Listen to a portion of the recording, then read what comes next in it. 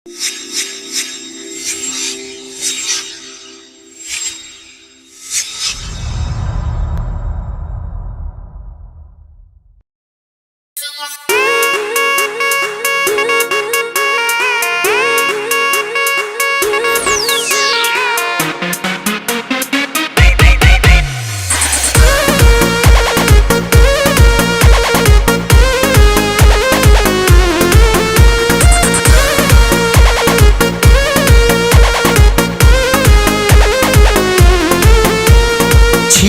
जवानी के उड़े दहो, मनवा से मनवा के जुड़े दहो। छीटा जवानी के उड़े दहो, मनवा से मनवा के जुड़े दहो।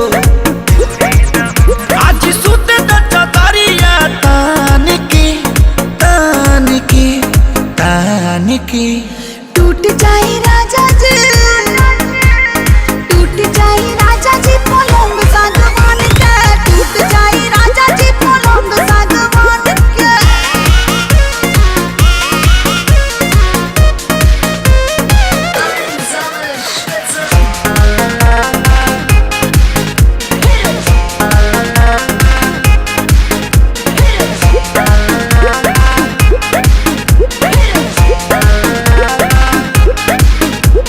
छुए द बदन की देखो न कटन की चादर बिछा देहनी।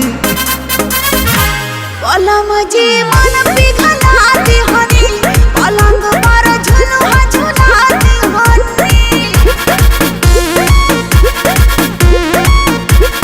छुए द बदन की देखो न कटन की चादर बिछा देहनी। पलम जी मन पिघला देहनी, पलंग पर झुलुआ झुला देहनी। परियार बात बेडिया फान के फान के फान के टूट जाए राजा जी, टूट जाए राजा जी पलंग सागवान के, टूट जाए राजा जी पलंग सागवान के।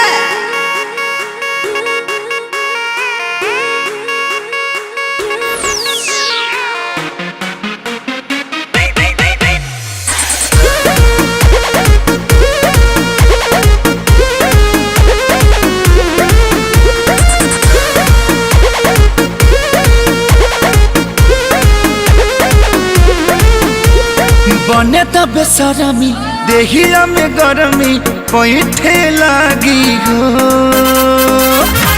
कमरिया ऐठे लागी हो, नस नस बैठे लागी हो। बने त बेसरमी देहिया में गरमी पैठे लागी हो।